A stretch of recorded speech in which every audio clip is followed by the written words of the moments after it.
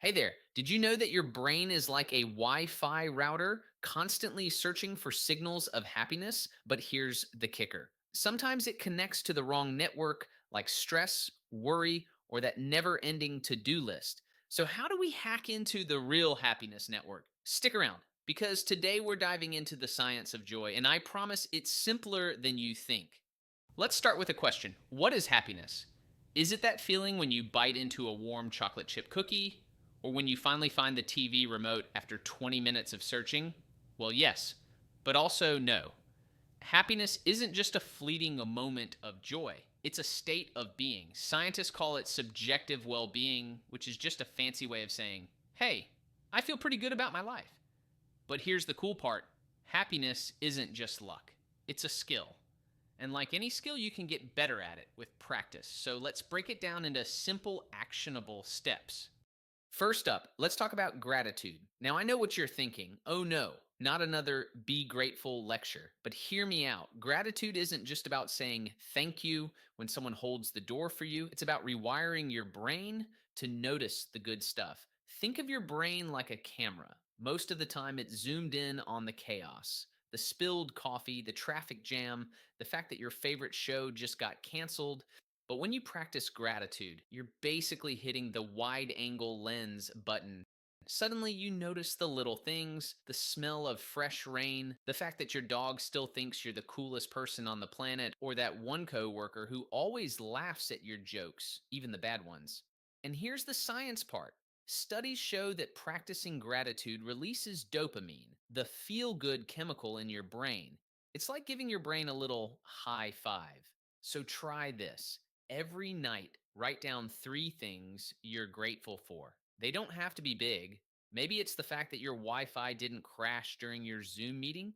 Over time, you'll start to see the world in a brighter, happier way.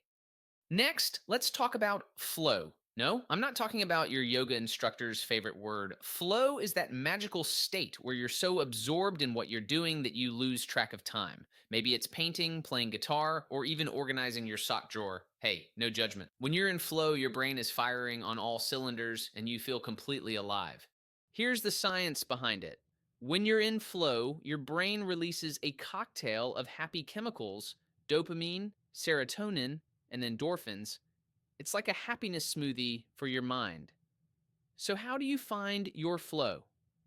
Start by doing something you love, something that challenges you just enough to keep you engaged, but not so much that you want to throw your laptop out the window. And here's a pro tip put your phone on silent. Nothing kills flow faster than a notification about a 50% off sale on socks. Now, let's talk about connection.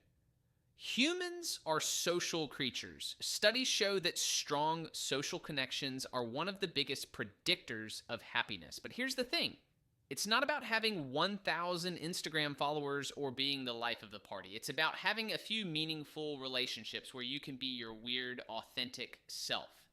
Think about it.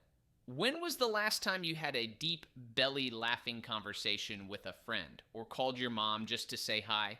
Those moments of connection release oxytocin, also known as the cuddle hormone. It's like a warm hug for your brain.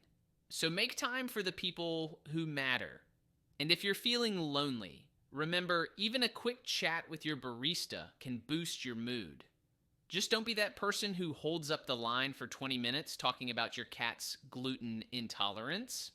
All right, let's get moving. Literally, exercise isn't just about getting abs, although, hey, if that's your goal, more power to you. It's about boosting your mood. When you move your body, your brain releases endorphins, which are like nature's painkillers and mood elevators.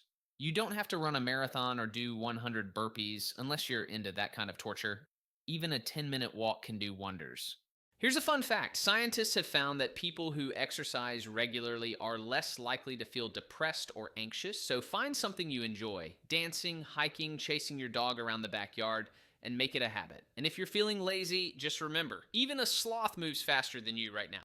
Finally, let's talk about letting go. No, I'm not talking about that time you accidentally let go of a helium balloon at the fair and cried for 3 hours. I'm talking about letting go of things you can't control. Worrying is like carrying around a backpack Full of rocks. Sure, it might make you feel like you're doing something, but really you're just exhausting yourself.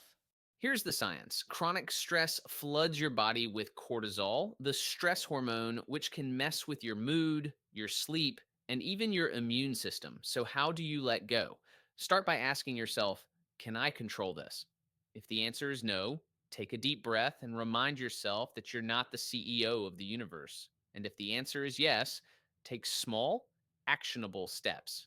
Either way, you'll feel lighter. So there you have it. 5 simple steps to hack your happiness: gratitude, flow, connection, movement, and letting go. Remember, happiness isn't about being perfect or having a life that looks like a Pinterest board. It's about finding joy in the messy, beautiful, and sometimes ridiculous moments of life. And hey, if all else fails, there's always chocolate. Science says it works too. Thanks for watching, and remember, you've got this. Now go out there and find your happy.